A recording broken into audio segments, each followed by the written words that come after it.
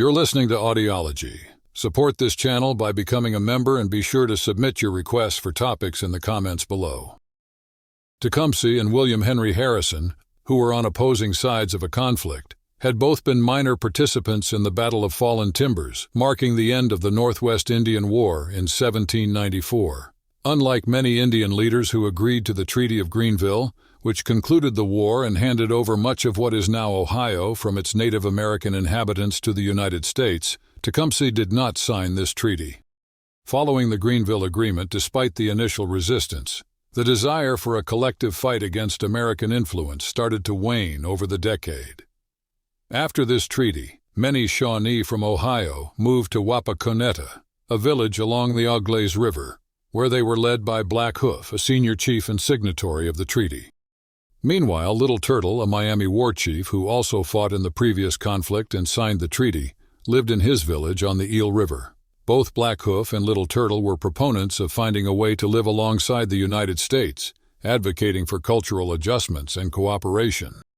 The tribes in the area engaged in further treaties, such as the Treaty of Grouseland and the Treaty of Vincennes. These agreements notably handed over most of southern Indiana to American control, but did so in a way that tried to soften tensions.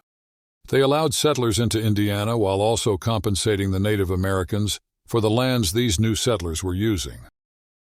In May of 1805, the Lenape tribe lost one of its most influential leaders, Chief Buckongahelas, to an illness that was either smallpox or influenza. His death sparked a significant witch hunt among the surrounding tribes, who suspected witchcraft was at play. This period of turmoil paved the way for Tenskwatawa, known as the prophet and brother to Tecumseh, to rise as a key figure. Initially, he led the charge against those accused of witchcraft, quickly challenging the more accommodating tribal leaders like Buckongahelas. Tenskwatawa preached a return to traditional ways, urging his followers to abandon European-American customs, including the use of alcohol, European clothing, and firearms, and to stop selling land to the United States government. His teachings led to accusations of witchcraft against those who were open to cooperation with the United States, some of whom were executed. Despite being accused himself, Black Hoof, a tribal leader, was not harmed. Tensions escalated as Tenskwatawa's influence threatened Black Hoof's diplomatic relations with the United States, prompting Black Hoof and others to press Tenskwatawa and his supporters to leave the Greenville area to avoid further conflict. By 1808, pressure from local settlers and the Wapakoneta Shawnee forced Tenskwatawa and Tecumseh to move northwest and establish Prophetstown, near the Wabash and Tippecanoe rivers, despite the Miami's claim to the land. Ignoring warnings from Little Turtle, the brothers settled there, drawing followers from many tribes, including the Shawnee, Iroquois, and Miami, making Prophetstown a major cultural and religious hub for Native Americans in the Great Lakes area. Tecumseh, initially recognized within his community, gained broader attention in 1808 and was approached by the British in Canada for an alliance, which he declined. By 1810, the Americans took notice of him. He eventually took the lead of the Confederation, a foundation laid by his brother's religious movements. Prophetstown became not just a large Native American community, but a symbol of intertribal unity and resistance, offering spiritual reinforcement to thousands from various tribes, all gathering to draw from its cultural and religious significance. Back in 1800, William Henry Harrison took charge as the governor of the brand-new Indiana Territory, setting up the capital in Vincennes. Harrison was keen on getting more land from Native Americans, aiming to bring in enough settlers to transform the territory into a state. He successfully negotiated several land deals with Native American tribes. By 1809, Harrison felt the need for yet another treaty to open up more land for settlement. However, tribes such as the Miami, Wea, and Kickapoo strongly resisted selling more land around the Wabash River. To work around this, Harrison decided to first strike a deal with tribes that were open to selling, hoping they would influence the resistant ones. This move was contrary to President James Madison's wishes. In September 1809, Harrison organized a meeting at Fort Wayne with the Potawatomi, Lenape, Eel River, and Miami tribes. He offered them substantial subsidies and payments to give up their lands. The Miami tribe stood against the treaty, citing the Treaty of Greenville that protected their lands around the Wabash River. They stressed their historical invitation to other tribes to settle in the area as allies. The Miami were especially worried as the Wea, the main inhabitants of the land in question, weren't present. They also wanted land payments to be made per acre, not by the tract. Harrison agreed to condition the treaty on the approval of the Wea and other local tribes, but refused the per-acre payment scheme. He argued that buying land in tracts prevented settlers from only picking the best lands, leaving natives with the leftovers.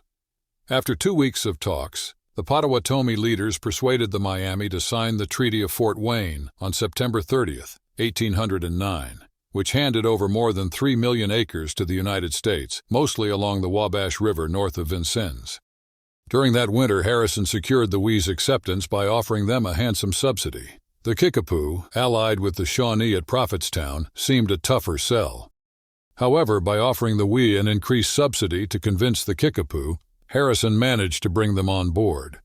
By spring 1810, the Treaty of Fort Wayne's negotiations were successfully concluded. Tecumseh was deeply upset by the Treaty of Fort Wayne, and this fueled his rise as a key political leader.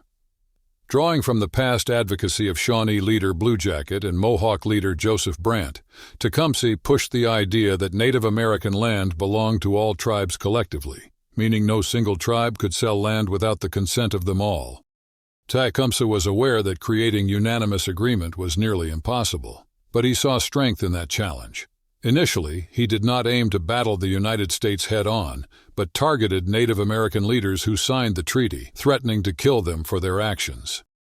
Tecumseh also built upon his brother's spiritual teachings, linking them to the vision of a united tribal front. He traveled widely, encouraging warriors to leave behind those chiefs who were willing to compromise and instead join a resistance movement based at Prophetstown.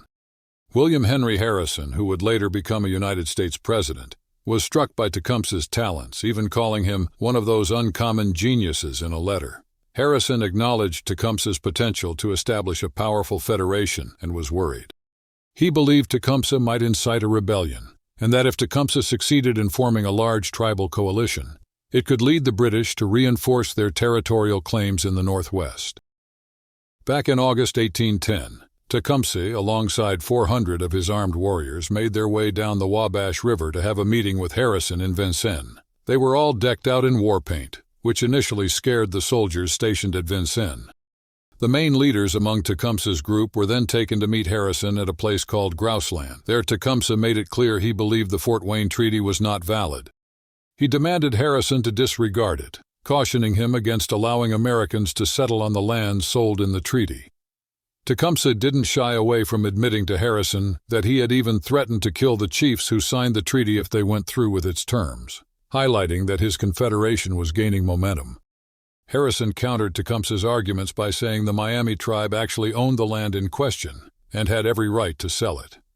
He dismissed Tecumseh's idea that all indigenous tribes were part of a single nation, arguing that each tribe could have its individual dealings with the United States.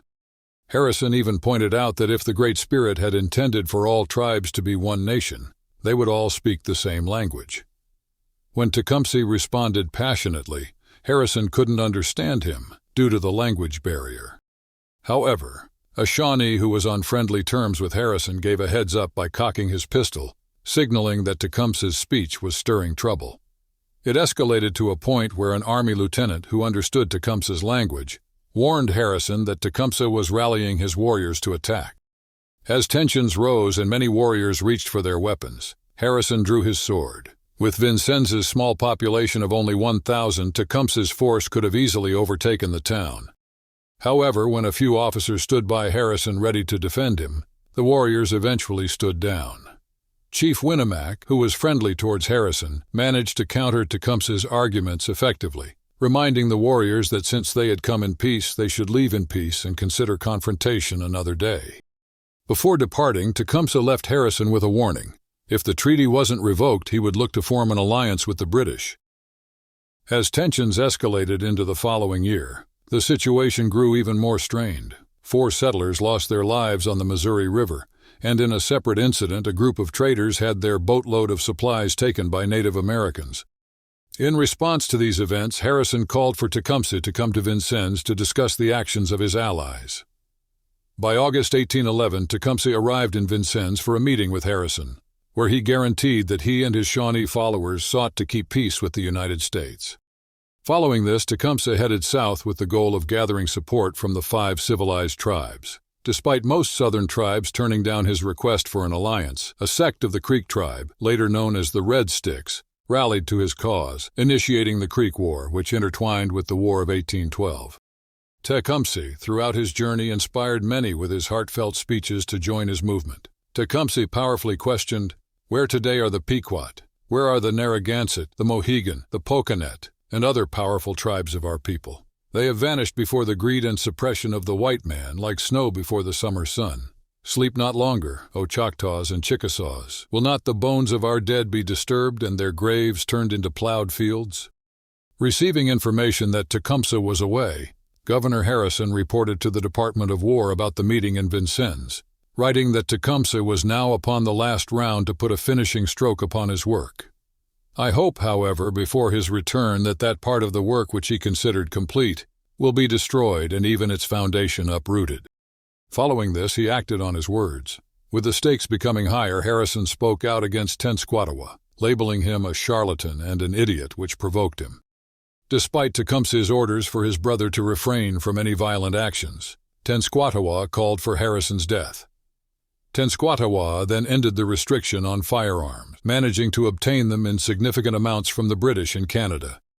Tecumseh made a pivotal mistake by leaving his brother alone while he went south. During Tecumseh's absence, Tenskwatawa saw an opportunity to further escalate tensions by rallying his followers even more. While Tecumseh was away in the south, Governor Harrison led his force of more than 1,000 men up the Wabash River from Vincennes. His mission? He wanted to push the prophet and his followers towards peace. However, Harrison was open about his willingness to hit them first if they didn't agree to peace terms. Along the way, his army paused near what is now Terre Haute to build Fort Harrison, securing a strategic spot on the river. While stationed at Fort Harrison, Harrison received the green light from Secretary of War William Eustis to take action and scatter the Native Americans at Prophetstown if it came to that. On November 6, 1811, Harrison and his army reached the outskirts of Prophetstown. The prophet, Tenskwatawa, sensing Harrison's possible intent to strike, opted for a bold move. He sent roughly 500 warriors to ambush the American camp before sunrise the next day. In the ensuing clash, Harrison's forces managed to stand firm, driving the attackers back. After the skirmish, even though they were taken by surprise, the Americans took control and destroyed Prophetstown the day after the battle, then headed back to Vincennes. This event went down in history as the Battle of Tippecanoe. Harrison, along with many historians who followed, viewed the Battle of Tippecanoe as a critical defeat for Tecumseh's alliance. This battle earned Harrison the nickname Tippecanoe, and it played a significant role in his later election as President of the United States. The battle dealt a heavy blow to Tenskwatawa, Tecumseh's brother, leading to a loss of status and his brother's confidence. Despite this, Tecumseh did not give up. He quietly started to rebuild his alliance after coming back from the south. By December, the news of the battle had spread across major American newspapers, sparking outrage. Many blamed the British for stirring up trouble with the tribes and for supplying them with weapons. Andrew Jackson was at the forefront of those demanding war, accusing the British of using secret agents to agitate the Native Americans. Other leaders, like Tennessee's William Blount, also pushed for action, advocating for the removal of any British individuals found among the native camps. Driven by public anger, Congress issued resolutions condemning the British for meddling in America's affairs. This battle, Tippecanoe, really escalated the tension with Britain, and not long afterwards, it led to a formal declaration of war. When America declared war on Britain, Tecumseh sided with the British in Canada, hoping to further his cause for Native American independence from outside powers. Canadians later celebrated Tecumseh as a defender of their country. However, Tecumseh's efforts in the War of 1812, which would eventually cost him his life at the Battle of Thames in 1813, were in reality a continuation of his fight for the autonomy of Native American people. Thanks for watching. Share your thoughts in the comments and subscribe for more content.